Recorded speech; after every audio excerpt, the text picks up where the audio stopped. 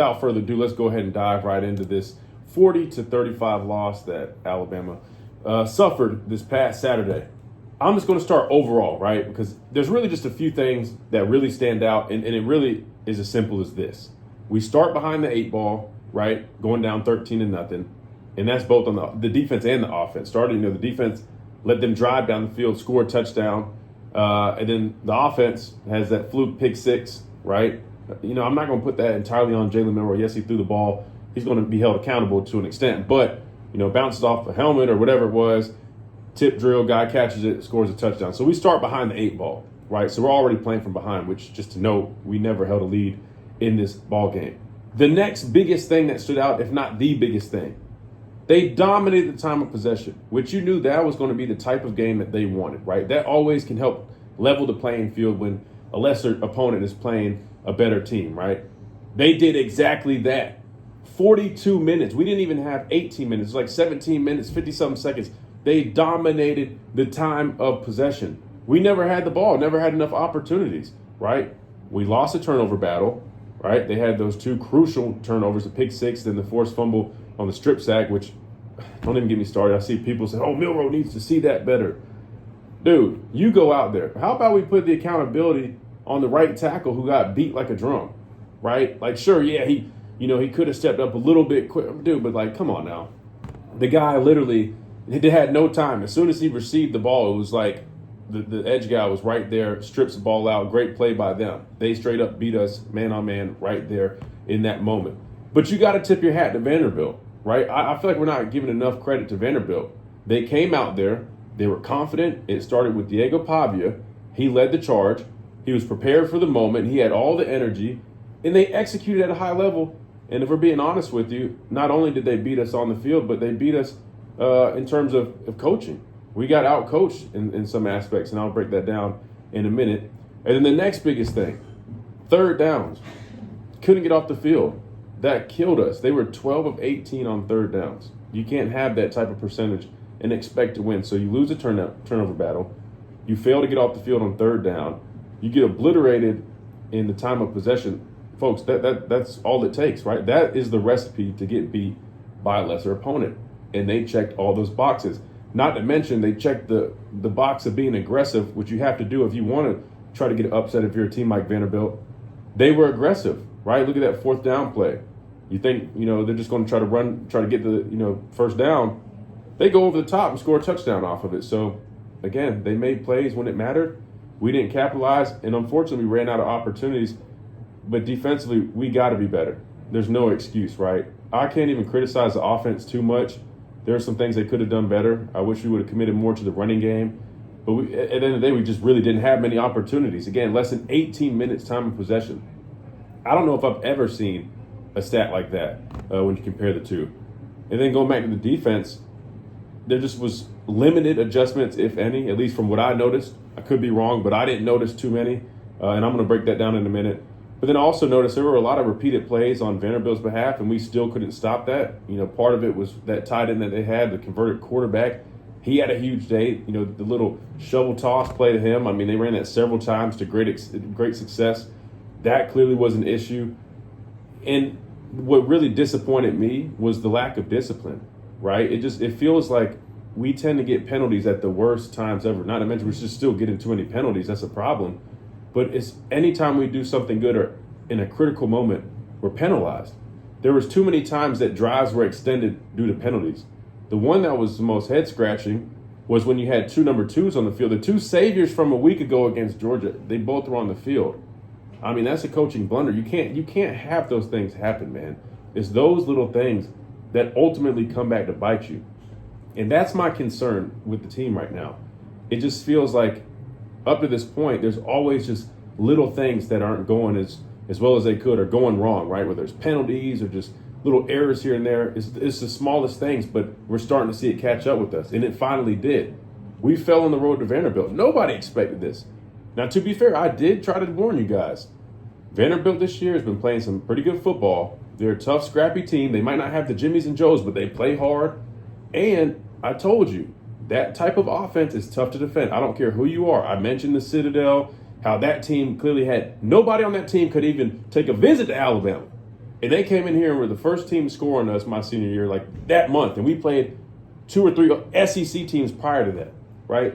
Defending option type offenses is tough. It's always a challenge. And then you pair that with the little nuances that they have, their little quarterback, who people call him Little Manziel. I don't agree with all that, but he's an electric little player. I mean, he won Conference Player of the Year the year prior. He comes over with his coordinator, and look, they're doing some good stuff. But to get a little bit more specific, because again, that's my little overall outlook on this game. Looking at the defense again, that option-based offense out of the pistol, whatever alignments they're getting to, it just created just enough hesitation to just level the playing field and get us to slow down our reactions. And it just looked like they were just playing harder than us, right? There's times I felt like they were out physicaling us. Even that first drive when they ran the ball in the end zone, right? I don't know if it's because of the hesitation with the option offense or we just didn't come prepared, but they were just outplaying us for a lot of the time. We couldn't figure out the option. That was really what was confusing me. It was like I just didn't understand why we didn't adjust a little bit better to that. And I'm going to get into this topic because I keep hearing people talk about, well, the 4-2-5 this, and I put out a tweet on our page. Because people have to understand, we have the ability to match personnel, right? Almost all defenses nowadays are multiple defenses. We might base out of this 4-2-5, but we have the ability to get into a 3-4 defense. We've done it. I posted a screenshot. You just typically see it out of short yardage personnel. I felt that we should have matched personnel better, right? More times than not, we were still running our nickel defense against 12 personnel and those looks that they were showing us that typically require more of a base defense. I felt that we could have done better in that aspect, right? The tackling was poor in this game. We gave up way too much chunk yardage, right? They just were getting, and I think they only averaged 3.1 yards per carry, and they ran the ball over 50 times, but still, they just were getting yardage, and we weren't getting enough knockback. Even when we'd make tackles, they were falling over for a couple more yards. Like I mentioned, the converted, quarterback to tight end Stowers. I mean, he was key in this ball game, had over 100 yards, was huge. The biggest thing with defense, not being able to get off the field on third down. Again, 12-18 for Vanderbilt.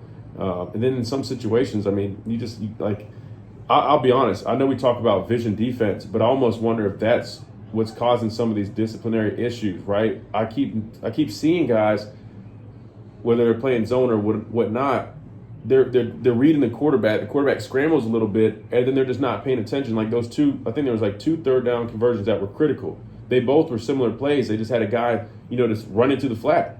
The flat defender was just staring down the quarterback, and the guy, his man's running right by him. The guy that's in his zone's running right by him, and they're converting, right? So if we're going to be reading off the quarterback and playing vision defense, you got to have the awareness also to know you do that after you do your responsibility. When you're taking care of your zone, that's when you can kind of read the quarterback. But first and foremost, you got to handle your business. You can't stare at the quarterback the whole time. Receivers are running, running backs are running.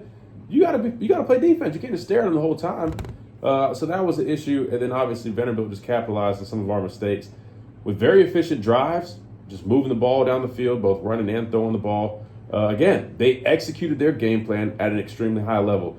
Offensively, again, I don't have too much to gripe about. Again, if you're putting this on Jalen Milroe, I don't know what you watched. He wasn't bad. It was like 18 of 24, I believe, something like that. Sorry, my eyes aren't as good as they once were. But anyway, 1 touchdown, 1 interception. He had a rushing touchdown as well.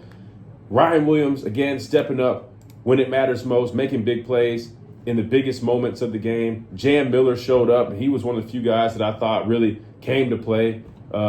But again, offense really wasn't too bad. Only thing I would say is I wish we could run the ball better between the tackles. I feel like with the talent we have, we just still aren't having that consistency. That being said, offense still did enough in this game to get the job done. Unfortunately, they just ran out of possessions and didn't have enough time of possession. That's really what it boiled down to. But really the biggest gripe from the offense in this one would be the turnovers that proved to be costly and unfortunately just not enough time. So with that being said, the biggest takeaways from this game, Vanderbilt executed their game plan.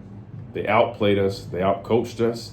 They dominated the time of possession, 42 minutes to our barely 18 minutes, if that. Plus, they were great on third down. We couldn't get a stop on defense. They were 12-18 on third down.